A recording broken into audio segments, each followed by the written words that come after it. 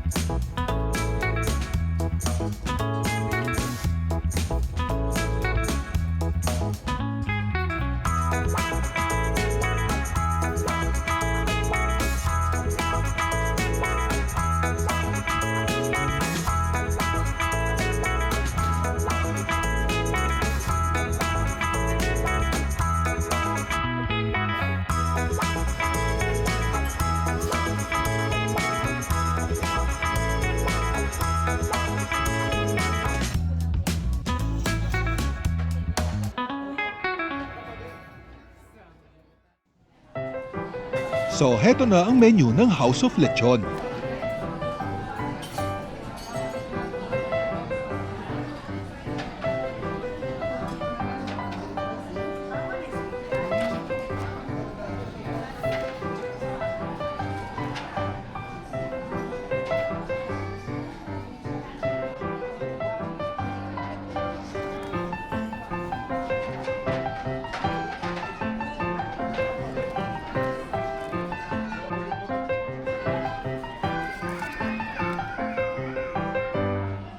Some food for thought.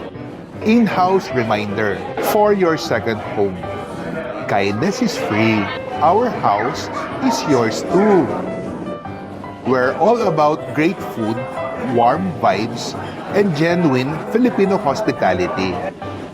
Please treat our team and fellow guests with respect. Rudeness has no place here. Allergy and menu mindfulness. Our dishes are thoughtfully prepared and traditionally crafted. We're unable to make our adjustment or substitutions as this may affect the intended experience and cause delays for others. Thanks for helping us maintain a happy atmosphere. Welcome home, House of Lechon. Every bite matters. How to eat Cebu Lechon? No rules, just pure flavor. Find your perfect bite. Flavor 1, Karkar Special. Flavor 2, Soy Sauce and Calamansi.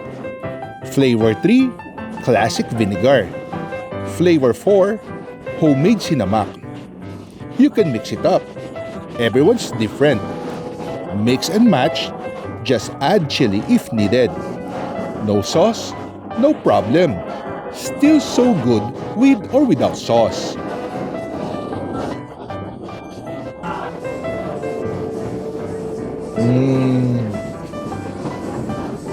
Refreshing. Nag-order kami ng cheese sticks. It is melted cheddar wrapped in crispy spring roll paper with ketchup mayo dipping sauce. Nag-order din kami ng pinakbet. It is a Filipino dish of mixed vegetables with bitter melon, eggplant, tomato, okra, squash, and wing bean cooked with bagoong. Next is the baked scallops. It is topped with cheesy garlic butter and garlic bits. Look how fresh and yummy the scallops are with that sara in the middle.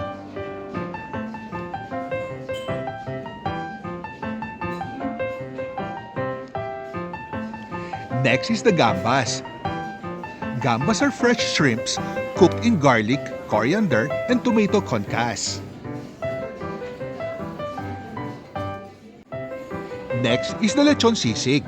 This Filipino dish is made from chopped lechon skin with calamansi, onions, and chili peppers served with sunny side up on a sizzling plate. Need na natin halu-haluin habang mainit para maluto yung egg.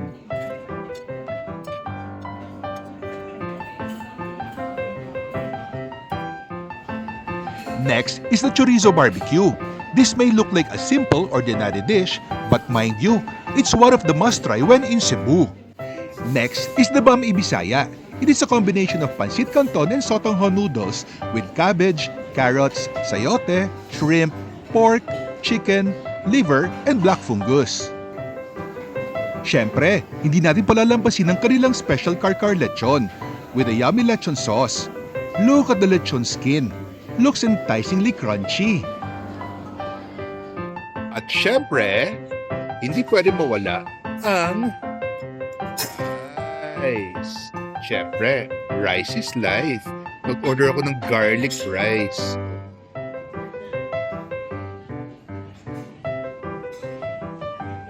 Akin lang yan. At meron din kami isang plain rice. Ang liit. Good for one cup of rice. Chibugan time na. Gutom na ako. Naglalaway na ako sa lechon. Hindi pwede kasi walang rice eh. Kaya maglalagay muna ako ng rice. Oh, syempre, rice is life. Hindi pwede walang rice. Yung kanilang rice, meron pang ano ha? Meron pang dahon ng saging sa loob. Yung dahon ng saging will add flavor to the rice. Tikman natin yung lechon. Subukan muna natin ang walang sauce. Ang lambot ng lechon. Ang sarap. Lasang bagong luto. Then subukan naman natin with the sauce. Sabi natin medyo maalat-alat daw. Pero tignan natin.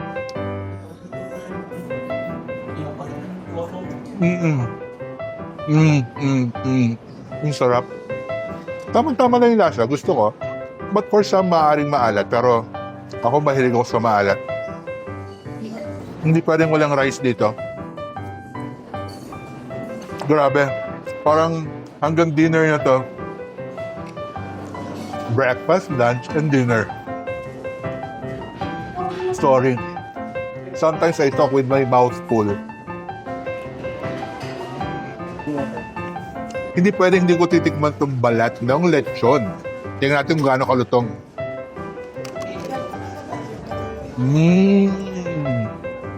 Narinig niyo yun? Crunchy.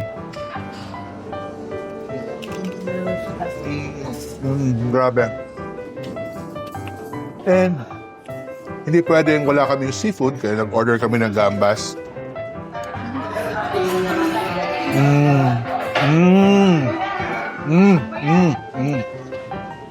Ang sarap ng gambas. Yung gambas, nalalasahan ko yung garlic, yung coriander, and yung tomato sauce. Ang sarap. Perfect yung lasa ng gambas.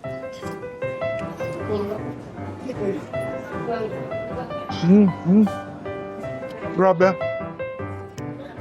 Hindi ko in-expect yung gambas na ganito. And then, subukan ko naman tong sisig.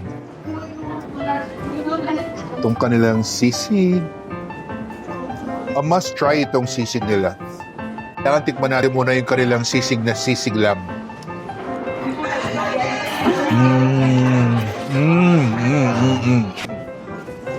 Sabi mo, lechon na sisig pa.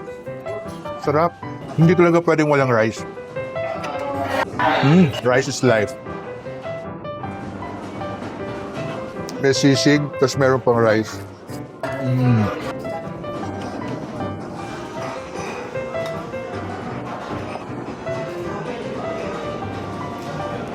And then try naman natin yung kanilang bestseller na baked scallops. Okay. Oh. Nakikita ko yung garlic butter and topped with some garlic. Paborito ko yung garlic sa totoo lang. Garlic. Kung may rice is life, garlic is what? Makapit. Ayaw magpakuha si scallop. Yun. Tuloy ka nilang baked scallops.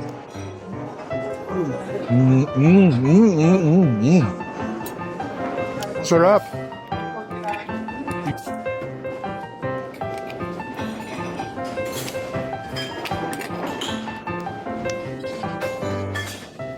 Wow. Sarap ng scallops. Tikman natin itong kalang atsara.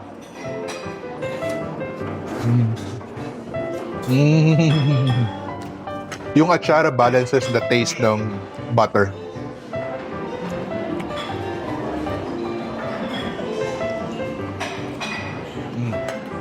So, squeeze ko tong kalamansi para may added other sauce. Ito yung sinasabi nilang sauce kanina na kalamansi. Gagawin natin. And then, meron sila rito. Meron silang suka. Ang galing, oh. Ito yung sa suka. Ito yung sa toyo. So, dalawa. Nasa loob yung toyo. Ito yung suka. So, for the vinegar, ito. Kung gusto mo ng a little toyo, ito naman sa taas.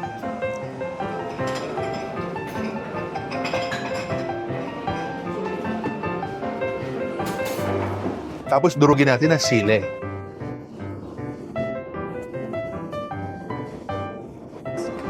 Halu-haluin natin.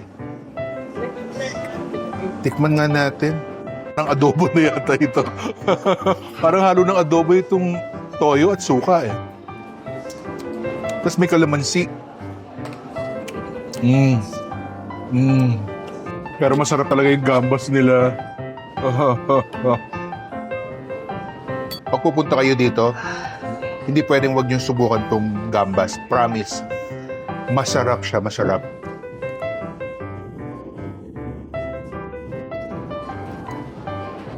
So ito yung cheese stick. Subukan natin.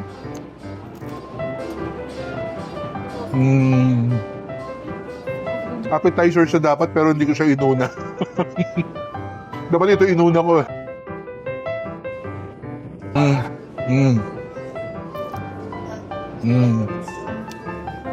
I love cheese. Subukan ko naman itong kanilang chorizo.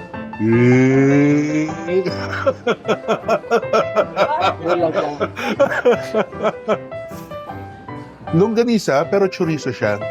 Ano ang paborito ko sa longganisa? Yung merong bits ng taba sa loob.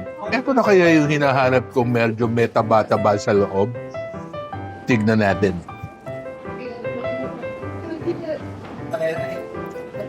Aber. Uy, wow! Grabe. Tignan nyo itong loob ng chorizo, oh. Oh, grabe. Ang sarap ng itsura. Tikman na natin. Subukan na natin ang kanilang chorizo barbecue.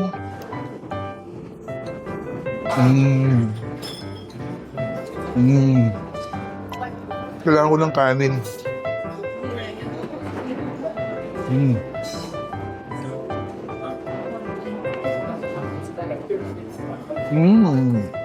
Rice pa more.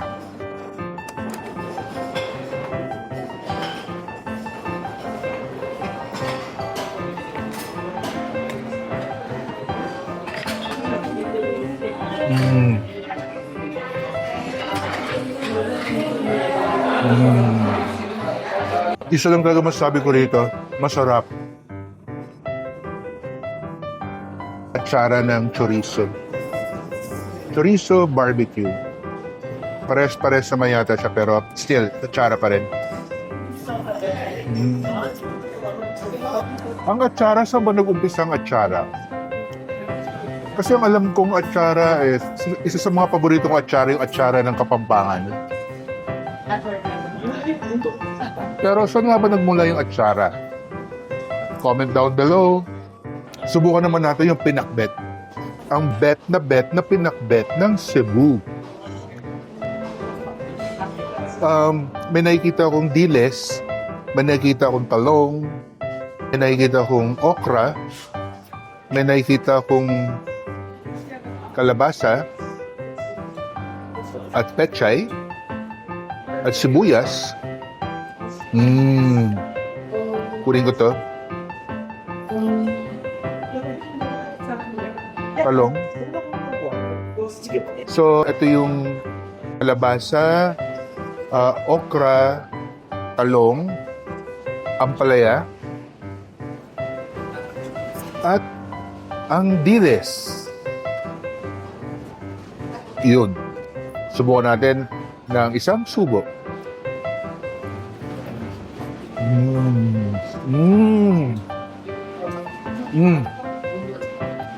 Ang lutong ng ang lutong ng kalabasa, sarap.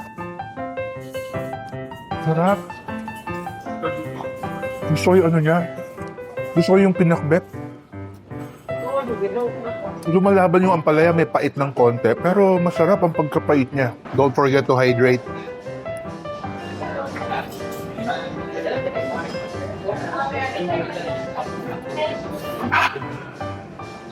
Subukan na natin ang kanilang Bami Bisaya.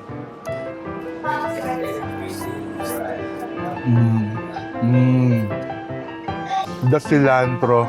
Grabe, effect ng cilantro sa pansit. Sarap. More pansit.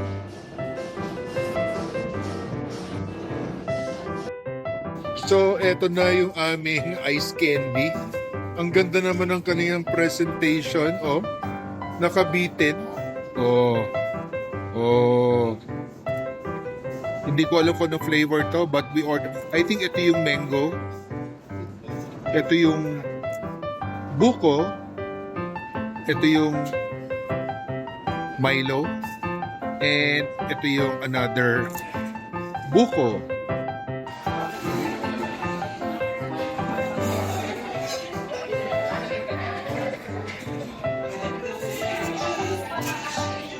And ito naman yung halo-halo nila.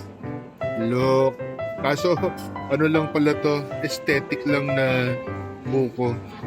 Kala ko totoong ng buko. Oh, pero pwede na. Nice.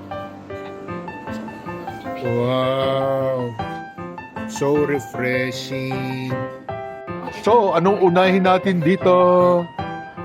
Meron ako rito pabitin. Unahin ko to. I think ito yung buko.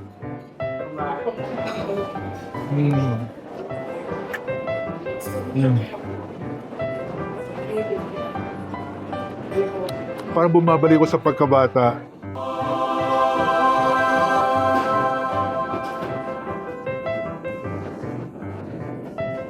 Next, tikman na natin itong kanilang halo-halo. Unahin ko yung ice cream.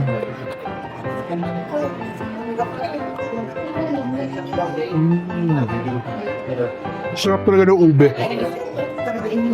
Meron siyang leche flan.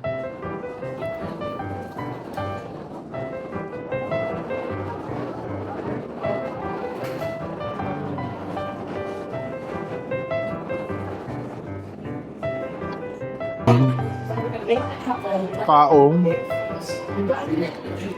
Nasa de coco. Tapos may crisp something.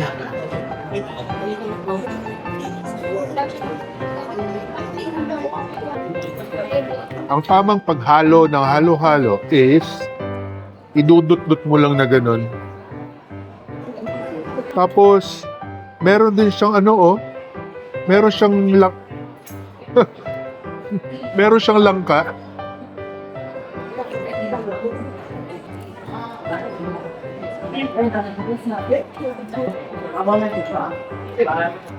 Tikman ko nga ito.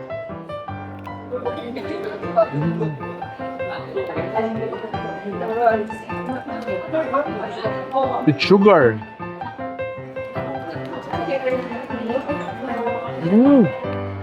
Gusto ko yung pait ng sugar.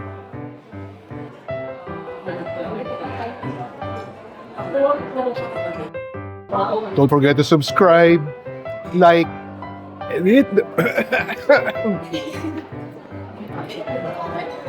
Take two. Don't forget to subscribe, like, and hit the bell for new video updates. Thanks for watching.